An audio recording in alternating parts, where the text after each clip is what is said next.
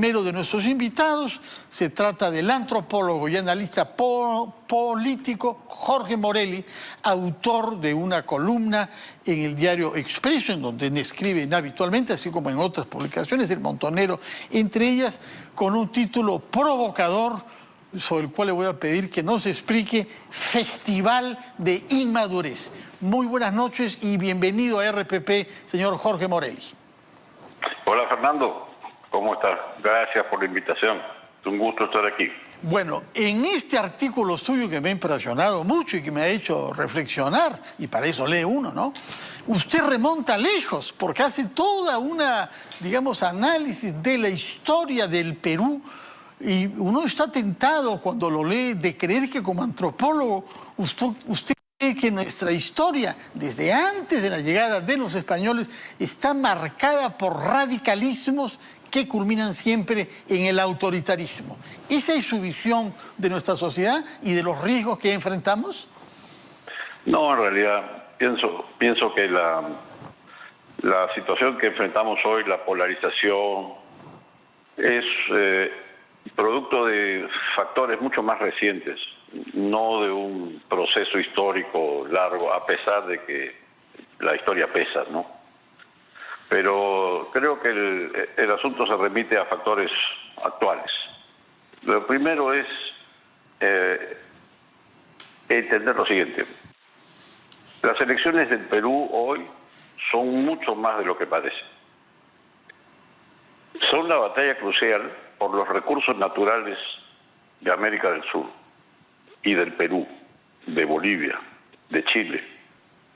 Es decir, el cobre, el litio, el uranio, las tierras raras, para todo el resto del siglo XXI. Es indispensable para las potencias del mundo controlar estos recursos para conseguir el liderazgo tecnológico en todos los campos de la economía global. Los competidores en esta guerra son cuatro, en mi opinión: Estados Unidos y China, y sus dos socios respectivos, Rusia y Europa. China y Rusia compiten entre sí en un plano y colaboran en otro, y con Estados Unidos y Europa ocurre lo mismo. Son relaciones ambivalentes. Entonces, dado esto, hay que aterrizar en la situación nuestra.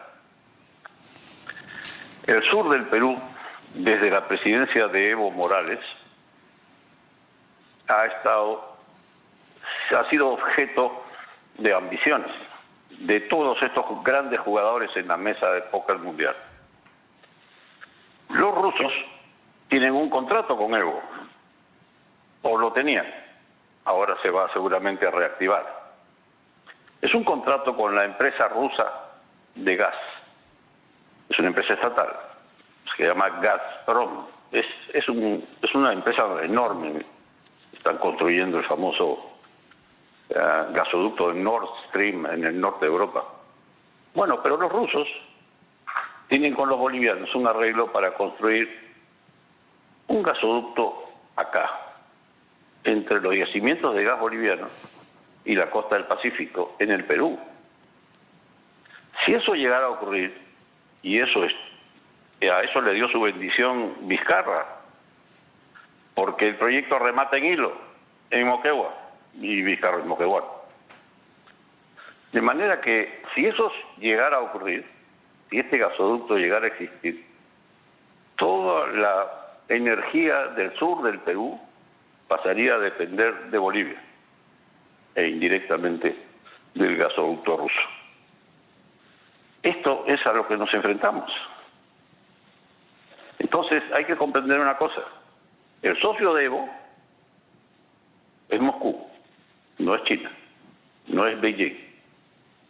Más bien, da la impresión de que hay una creciente incomodidad y desazón de las mega empresas chinas en el Perú, en minas, en energía, en puertos, con el lenguaje ambivalente de la nacionalización de los recursos de que habla el candidato Castillo y su socio Cerrón.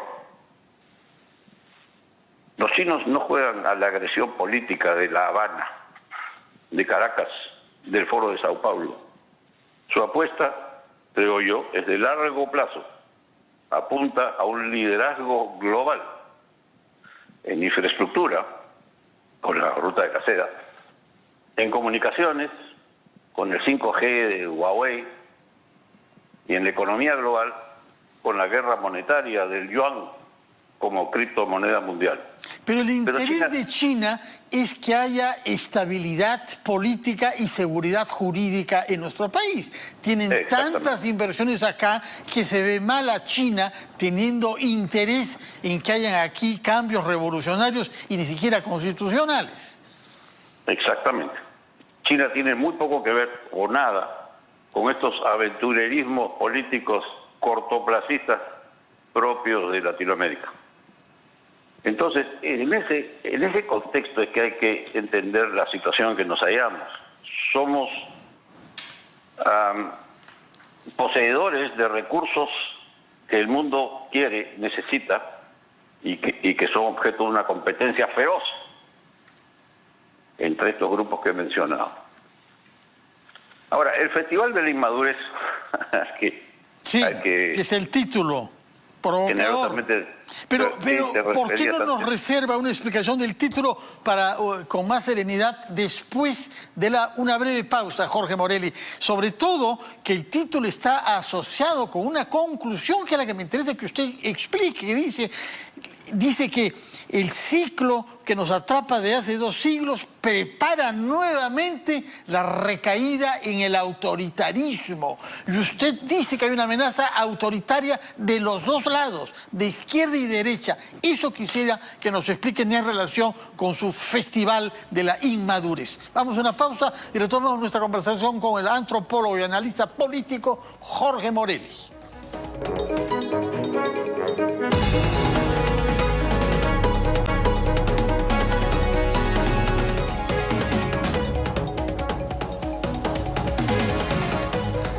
Estamos conversando con el antropólogo y analista político Jorge Morelli, autor de un artículo en el diario Expreso, Festival de la Inmadurez, que nos advierte sobre el riesgo de que lo que estamos viviendo actualmente en el Perú como campaña electoral y como proceso desemboque en una nueva forma de autoritarismo. Explíquenos entonces ahora por qué escogió ese título, dónde ve usted las señales de la inmadurez y por qué teme usted que este festival concluya con una nueva versión del autoritarismo tradicionalmente recurrente en nuestro país. Eso es exactamente correcto. Mira, Fernando, hace ya unos 10 años que vengo escribiendo sobre lo que llamo la democracia de baja gobernabilidad, que es el caso peruano y de otros países latinoamericanos. Este es un círculo vicioso. La democracia de baja gobernabilidad es una en la cual necesitas mayoría parlamentaria para poder gobernar, y si no la tienes, no hay gobernabilidad. Es una situación precaria, inestable, frágil, que incuba crisis económicas. Cuando las cosas se ponen difíciles,